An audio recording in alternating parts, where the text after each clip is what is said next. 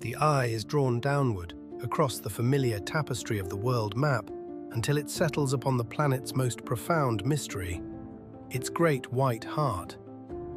Antarctica, the sixth continent, 14 million square kilometers of absolute oblivion. This is no mere expanse of land shackled by ice. It is a planetary cryochamber, a place where time itself seems to have frozen millions of years ago. Here, upon the high, silent dome of the eastern plateau, winter temperatures plummet to a staggering -90 degrees Celsius. Here, katabatic winds scream down the slopes, gravity-driven currents of air so dense and relentless they can strip the paint from a vehicle's hull in a single hour.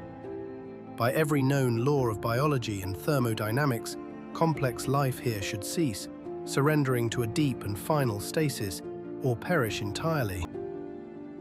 We, humanity, arrived with our tools and our ambition, imagining ourselves masters of this domain. We erected stations that frozen cores that are libraries of Earth's ancient climate. We believed we had tamed this frozen hell. We were catastrophically wrong. We stared at the blinding surface, this brilliant white shield, and remained utterly blind to the forces stirring in the deep. In late 2023, an international consortium of scientists analyzing data from a new generation of gravimetric satellites known as GRACE-FO detected a whisper, an inconsistency. These orbital sentinels, which map the subtle variations in Earth's gravitational field, revealed a profound density anomaly in the vicinity of Mount Erebus, the southernmost and perhaps most unpredictable active volcano on Earth. The instruments were insistent. Beneath 1.5 kilometers of ancient monolithic ice, there existed a vast emptiness, a void. At first, it was dismissed as a phantom in the data, a software glitch or a calibration error. But when the gravity map was overlaid with the latest high-resolution thermal imaging, the scientists at the Polar Research Centre in Christchurch, New Zealand, collectively held their breath. The ice in this region was warm, not merely warmed by the friction of its own colossal weight against the bedrock below, but actively heated from within, as if a gargantuan subterranean furnace was burning in the dark. A stable thermal wound, several square kilometers in area, glowing where no warmth should exist in the heart of the cryosphere. The mission to physically penetrate this anomaly, codenamed Deep Heat, was prepared with a level of secrecy usually reserved for the development of strategic weapons. The reason for such paranoia was simple and pragmatic: fear. A primal, instinctual fear of releasing something that has been hermetically sealed from the Earth's biosphere for 5 million years.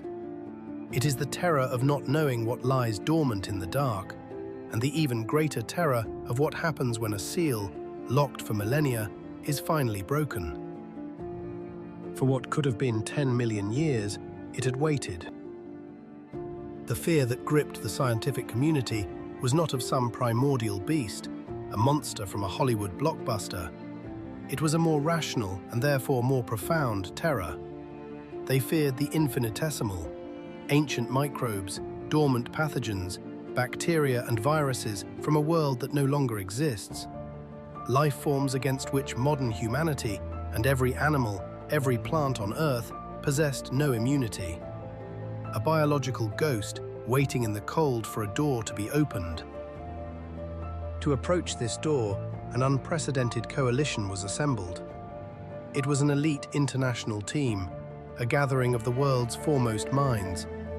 Glaciologists who understood the crushing, flowing nature of ice. Microbiologists who knew the invisible dangers within. Deep drilling engineers, veterans of both oceanic trenches and polar caps. And, telling of the mission's gravity, specialists from NASA's Planetary Protection Division, experts whose usual task was to prevent extraterrestrial contamination. The hundreds of meters straight down, to pierce a vast, unstable glacier that was in constant, treacherous motion, and through this fragile needle hole to lower an autonomous probe, a scout armed with full-spectrum cameras and a battery of sophisticated sensors. On a presentation slide, it appears simple. The reality was a descent into engineering hell. The ice they had to conquer was mountain that periodically coughed columns of ash and suffocating sulfurous gas into the thin air. All this undertaken in the perpetual twilight of the polar night at temperatures hovering between -5 and -10 degrees Celsius. It was, by any sane measure, a form of technical suicide. Conventional mechanical drills were out of the question. The risk of the bit seizing in the strange, warmer ice deep below was a near certainty. So the engineers turned to a more elemental force. They employed a technology known as hot point drilling, a powerful searing jet of perfectly sterile water heated to 90 degrees Celsius and forced downwards under monstrous pressure. It did not cut the ice, it vaporized it, burning a perfectly smooth, glassy channel, centimeter by painstaking centimeter. Inside the control module on the surface, technicians watched the agonizing descent on their monitors. For the first few hundred meters, the camera revealed only a dense, milky blue world. Ice, compressed by the weight of millennia, its structure unyielding. Trapped within it were tiny bubbles of air, time capsules holding the frozen breath of the Roman Empire, the atmosphere that sustained mammoths, a silent witness to the age of dinosaurs. But at a depth of 300 meters, the structure of the world began to change. The ice was no longer monolithic. It groped to 100%, and the ambient temperature began to climb. And then, at the 342-meter mark, the drill bit met nothing. It plunged not into water, not into rock, but into a void. On the surface, chaos erupted. The pressure in the borehole collapsed instantaneously, triggering an emergency release of the main valves. A deafening roar split the silence as a colossal pillar of superheated steam erupted from the hole. It hit the frigid Antarctic air and in a heartbeat crystallized, transforming into a shimmering column of diamond dust that surged into the black, star-dusted sky. It was the first exhalation of a subterranean world, a breath held for epochs, now released in a fleeting, glittering spectacle. When the engineers had stabilized the tether, dampened the violent vibrations, and activated the powerful xenon floodlights on the probe, the operators in the control container fell silent. They had expected to see a narrow, water-filled fissure, perhaps a jumble of volcanic rock. But the screens showed them the impossible. A gigantic hall, an enormous cyclopean cavity hollowed out from the heart of the glacier by the hot breath of the volcano over millions of years. The vaulted ceilings of ice soared dozens of meters high, their cathedral of Notre Dame, or contained the Statue of Liberty with room to spare. Humanity had reached for the stars, searching for new worlds. Yet all along, beneath its own feet, a hidden cosmos had waited in silence, a profound reminder that the greatest mysteries may not lie in the distant galaxies, but in the unplumbed, secret depths of our own world. It was a temple carved not by human hands, but by nature itself, from the heart of the ice. Vaulted ceilings of frozen vapor and great arches of pure meltwater formed a subterranean cathedral. Its walls shimmered with every conceivable shade of azure, beryl, and emerald, catching and fracturing the beams of the probe's searchlights. But it was not the scale of this immense chamber that delivered the initial shock. It was the temperature. Sensors on the probe, suspended alone in this impossible void, registered a reading of plus 25 degrees Celsius. In Antarctica, buried deep beneath the continental ice sheet, this was a tropical world locked inside a planetary freezer. The engine of this paradox lay far below. Steam, rising from geothermal vents and fumaroles in the planet's crust, had pushed against the ice for millennia. It had melted a cavern from its base, creating a hermetically sealed ecosystem, a world unto itself with a unique and stable microclimate. The humidity here was absolute. A warm, gentle rain of condensation fell perpetually from the ceiling, a cycle that could never freeze, feeding subterranean rivulets that snaked across the cavern floor. The walls of the cavern themselves seemed to emanate a soft, spectral luminescence. At first, the scientists watching from a world away assumed it was merely a reflection from the probe's own powerful lights, or perhaps the natural fluorescence of exotic minerals trapped within the ancient ice. Spectral analysis delivered an impossible truth. This was bioluminescence. The ice was coated in a living slime, a pulsating bacterial film that was actively generating its own light. But this was merely the prelude. As the camera descended further toward the cavern floor, a landscape of black volcanic rock, beds of superheated gravel, and pools of crystal-clear meltwater, the science team witnessed something that forced them to question the very feed they were watching, to wipe their screens in disbelief. We have been conditioned to see life in Antarctica as a brutal contest for every joule of energy. We picture penguins huddled against the polar gale, a mass of shivering bodies against the endless white. We think of extremophile lichens clinging desperately to bare coastal rock, or microbes locked in a state of suspended animation for thousands of years. On the surface, life is a story of grim survival. But here, in this warm, wet, and utterly dark world, life was not surviving, it was thriving, it was feasting. Upon the black stones, ringing the steaming mouths of the fumaroles, grew mosses. Not the microscopic spores one might expect to find, but complete, lavish carpets of vibrant green. They covered hectares of the... How could this be, without a single photon of sunlight? Schoolbook biology teaches a simple, unwavering rule. Plants require photosynthesis. They need the energy of a star to convert carbon dioxide into sustenance. Here, the sun had not penetrated for 5 million years, perhaps longer.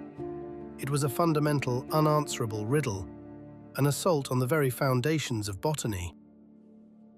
A micromanipulator, extending from the robotic probe, delicately secured a tissue sample. The GEAD adapted to utilize the faint infrared thermal radiation emanating from the magmatic chambers below.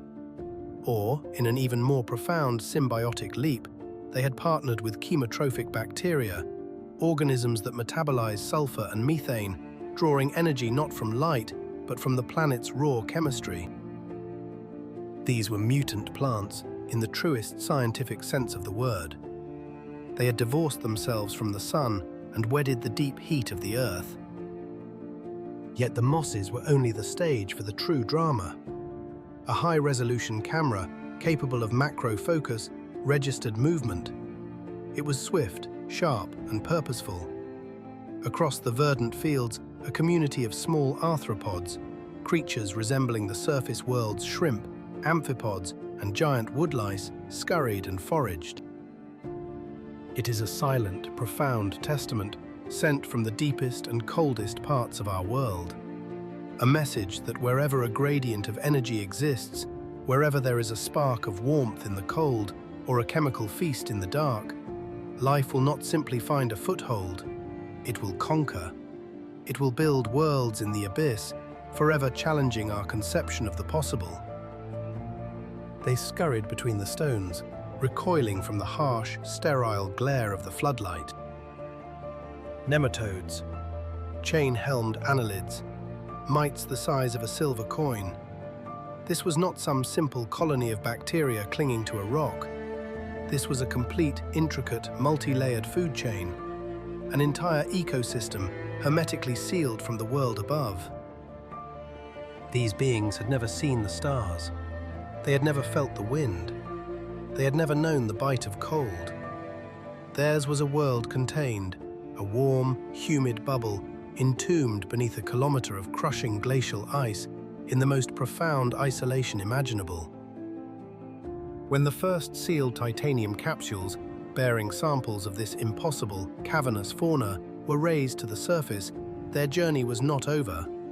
They were rushed to the ultra-sterile clean rooms of the Australian National University. Inside, under conditions purer than any operating theatre, the DNA sequencers began their work, and they began to return results that biologists first dismissed as genetic noise, a systemic error. Ordinarily, when one analyzes the DNA of any terrestrial creature, matches light up across the international databases, the vast library of GenBank. A 99% correlation with a mouse, an 80% overlap with a banana, a 95% identity with a known family of insects. The genetic code of Earth is a shared language. But here, the machine returned, again and again, a fatal verdict. Unknown lineage. Unknown lineage. The DNA of these creatures possessed unique sequences, mutations, and a fundamental structure that had never been encountered in a single species on the surface of the planet. This could mean only one thing: discovery of a true shadow biosphere. Paleobiologists began to advance a hypothesis so bold it bordered on the fantastical, yet it was brutally logical. This cave was not merely a refuge, it was an ark, a vessel sailing through deep antiquity. It was possible, they argued, that these species existed in Antarctica back when it was a green, flowering tropical jewel of the supercontinent Gondwana, some 50 to 60 million years ago. As the continent fractured and began its slow, inexorable drift toward the South Pole, as the killing cold descended and the lush forests were ground into glaciers, life did not simply perish. It retreated. It went underground, descending into geothermal sanctuaries, drawn to the deep, primal warmth of volcanoes. We are not looking at new creatures. We are looking at living fossils. We are gazing upon the ghosts of Gondwana, survivors who have endured dozens of ice ages, the impact of meteorites, and the shifting of the planet's magnetic poles, all by hiding in the warm pockets of the Earth, while far above, a world of ice and death raged. But one question tormented the biochemists. Where did the colossal amount of energy required to sustain such a complex and active biomass come from? Extremophile bacteria can subsist on sulfur, but arthropods? Worms? They require calories, proteins, fats, carbohydrates. The law of conservation of energy has not been repealed. The answer lay in the air itself. Analysis of the cavern's atmosphere revealed an anomalously high concentration of carbon dioxide and, crucially, molecular hydrogen and methane. It turned out that the engine of this world was not the sun, but the planet itself. The interaction of superheated volcanic gases with meltwater and specific minerals, olivine and basalt, was creating a chemical broth, a constant source of energy for a kingdom built not on light, but on darkness and heat. It forces us to reconsider the very definition of a habitable world. Life, it seems, does not always reach for the sun. Sometimes it burrows deep into the heart of things, finding its genesis in the planet's own fire, patiently waiting in the dark for a light that will never come. Deep beneath the Antarctic ice, where the geothermal heart of the planet beats faintly against the frozen crust, a process known as serpentinization begins. It is a slow, powerful alchemy where water infiltrates deep rock, creating a natural chemical reactor. Here, in the absolute dark, chemoautotrophic bacteria, cousins to the life that thrives around volcanic black smokers on the ocean floor, consume the hydrogen and sulfur released by the stone. From this geologic breath, they conjure primary organic mass. Vast, living carpets of bacteria, several centimeters thick, become the foundation of an entire world. A slow, deliberate ballet of survival unfolds. Primitive worms graze upon these bacterial mats, filtering the rich nutrients. In turn, small arthropods prey upon the worms, and larger arthropods hunt the smaller ones. When any of these creatures perish, their organic matter is not lost. It is meticulously broken down by fungi, returning every precious molecule to the system. It is a perfectly closed loop, a biological perpetual motion machine, running not on the distant fire of the sun, but on the deep internal energy of the Earth itself, the steady decay of radioactive elements and the residual heat of ancient magma. This entire system is utterly autonomous. If the sun were to extinguish tomorrow, the life in this cavern beneath Mount Erebus would not notice its absence for another million years. But this isolated cradle of life guards a secret. Within the tissues of the invertebrates and the very moss that clings to the geothermally warmed rock, virologists discovered something that sent a chill down the spines of biosecurity specialists. They found viruses. These were not the familiar seasonal strains of influenza or coronavirus. They were so-called giant viruses: mimivirus, pithovirus, pandoravirus, titans of the viral world. Similar entities have been found, on rare occasion, locked in the Siberian permafrost. But the Siberian strains are dormant, suspended in a cryogenic slumber for 30,000 years. Here, beneath Erebus, the viruses were active. They were not sleeping. They were living, replicating, mutating, and co-evolving with their hosts in this sealed environment for millions of years. Computer modeling of their protein shells, their capsids and receptors, revealed a terrifying truth. Their mechanisms for penetrating a cell are disturbingly universal. They appear to be compatible with the cells of warm-blooded mammals. That is to say, with us. The cave beneath Erebus is not merely a natural wonder. It is a biological reservoir of ancient, chthonic pathogens. Our immune systems, having forgotten these enemies for geological ages, would be utterly defenseless. For now, these organisms are contained, imprisoned beneath a kilometer of ice and rock. But the ice is melting. Global warming thins the Great Shield, opening the old wounds of the planet.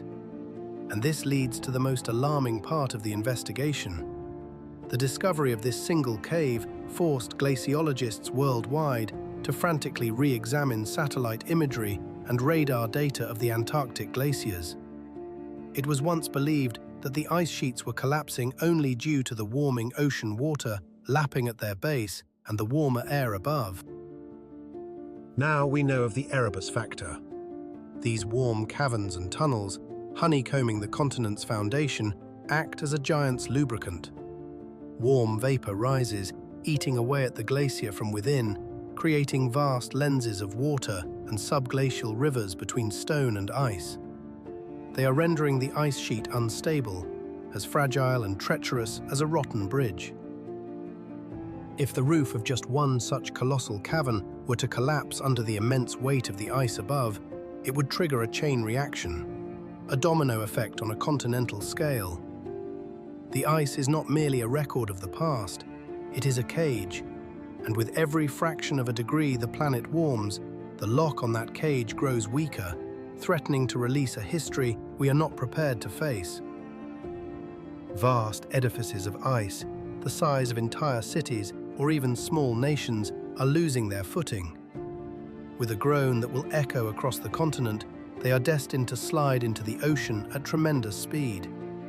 This will trigger a sudden, spasmodic surge in sea levels, a cataclysmic event that not a single predictive model, not even the most pessimistic, has ever dared to forecast. But the rising tide is not the most immediate terror. As these colossal ice shelves collapse, the immense, vaulted caverns beneath them will rupture. Within these caves, a unique atmosphere has been trapped for millennia. Warm, humid air, saturated with the ancient spores, dormant bacteria, and unknown viruses of a lost world. With the pressure of the collapsing ice above, this entire volume will be ejected into the atmosphere as if from a pneumatic cannon. It will be a biological explosion on a planetary scale. From there, the powerful, relentless circumpolar winds of Antarctica, blowing with the force of a hurricane, will seize this biological aerosol. Within a matter of days, this invisible cloud will be carried across the Southern Ocean, blanketing Chile, Argentina, New Zealand, and Australia. We may be facing a pandemic of pathogens so alien that our modern medicine has no name, no reference, and no cure. To understand the origin of this threat, we must return to the cave, to the most unsettling and inexplicable moment of the expedition. During a second, more prolonged submersible dive, the probe registered a profound acoustic anomaly. Its highly sensitive hydrophones and microphones began to capture strange, low-frequency vibrations. This was not the chaotic rumble of the volcano below, nor the hiss of steam, nor the familiar cracking of shifting ice. These were rhythmic sounds, structured. Clicks, it is merely the groaning of immense ice masses, or perhaps gases escaping under pressure through narrow fissures. But when xenobiologists listened to the recording, they recognized a pattern with chilling implications. It resembled the stridulation of enormous insects, or something even more disturbing, the collective communication of. What if, in the deepest recesses of the cave, in the farthest tunnels, where the probe's searchlight could not penetrate, something far larger than a shrimp lurks in the geothermal warmth? In ecosystems that have been isolated for millions of years, such as the mobile cave in Roman Hin, a stable environment, cave-dwelling life can evolve to terrifying proportions. We accept the existence of colossal squid in the deep ocean. Why then could there not be giant, sightless amphibians, arachnids, or insects thriving in the warm, subterranean lakes beneath the Antarctic ice sheet? The probe did not see them, but it heard them, and it is this unseen presence, this hint of a vast, instinctual intelligence moving in the absolute dark, that frightens researchers more than any microbe. It is the chilling sensation of a gaze upon your back, emanating from an abyss of time. So why has this discovery of the century not shaken the world? Why the silence from the BBC, from CNN? Why are the images and data from the cave being rationed out, teaspoon by teaspoon, in closed scientific journals with restricted access? The official version is dry and bureaucratic. A massive array of data is being processed. The results require confirmation from independent groups to avoid sensationalism. The real reason may be far more complex, cynical, and dangerous. Geopolitics. Antarctica is, by the Treaty of 1959, a neutral territory dedicated to science. But that treaty was signed to prevent a scramble for territory and mineral wealth. It never anticipated a race for biological resources of unimaginable value. Ancient life forms that could hold the key to new antibiotics, or become the blueprint for unstoppable bioweapons. The greatest threat may not be the ancient life awakening beneath the ice, but the timeless nature of human ambition, now poised to claim the last secret of a frozen world. Beneath the ice, in a realm of perpetual twilight, lies a grey zone. Here, in geothermal oases warmed by the planet's core, unique biologies flourish in complete isolation. This is a resource of incalculable value, a living library for pharmacology, genetics, and bioengineering. The enzymes that function in these extreme conditions, forged in crushing pressure and absolute cold, could be worth billions of dollars. Within the DNA of these hidden organisms may lie the keys to novel antibiotics, to treatments for cancer, to technologies that could extend human life itself. The nations with access to this frozen frontier, the United States, China, Russia, Australia, are not eager to share their findings. A new, silent Cold War has begun. The battle is no longer for territory or oil, but for a prize far more fundamental, the genetic gold of creatures that have conquered the eternal dark. This pursuit is governed by a solemn and rigid protocol of planetary protection, known as COSPAR. Scientists harbor a profound fear of cross-contamination. Should we accidentally introduce terrestrial bacteria from the hull of a probe, we could annihilate this unique, fragile ecosystem within a matter of months, erasing a billion years of separate evolution. But the inverse fear is even greater. If we bring something out of that environment, the consequences for humanity are simply unknowable. The discovery beneath Mount Erebus is a painful, sobering blow to our collective ego. We invest billions to search for life on Europa, a moon of Jupiter, or within the plumes of Enceladus.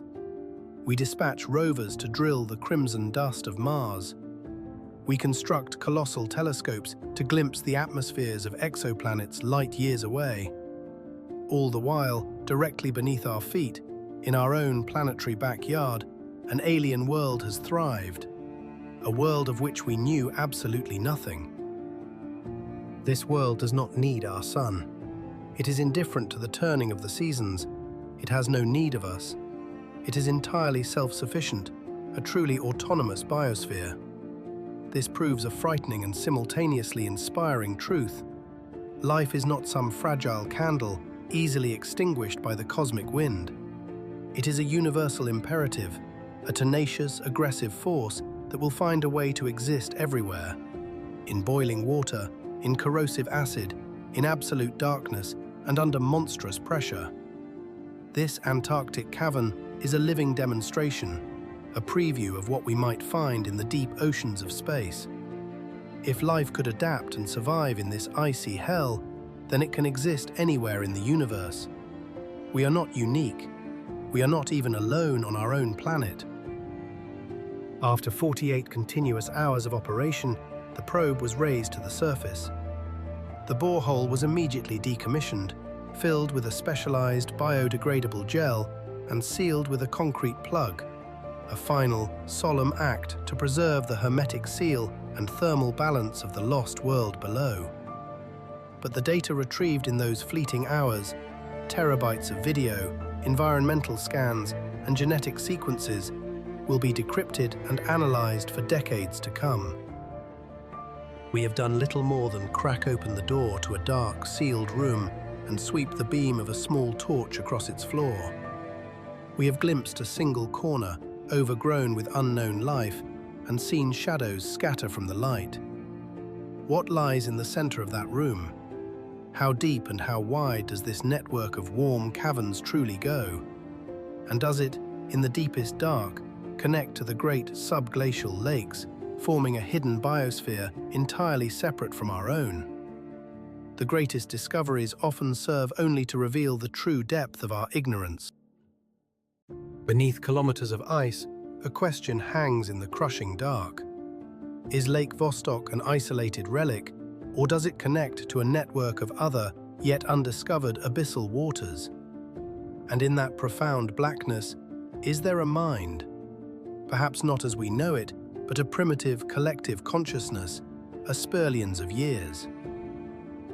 The Antarctic surface offers no answers. Its winds guard their secrets, swiftly burying the scars of our drilling rigs, erasing all trace of human presence. Yet we now know with certainty, under this white, desolate shroud, a warm, living, and utterly alien heart is beating. This knowledge confronts us with a momentous choice. Do we continue to pierce these primordial time capsules, risking the release of ancient contagions and the irrevocable destruction of a world that has never known the sun? Or should we leave this subterranean universe in its profound peace, a final, untouched sanctuary, waiting until we possess not just the technology to enter, but the wisdom to understand it?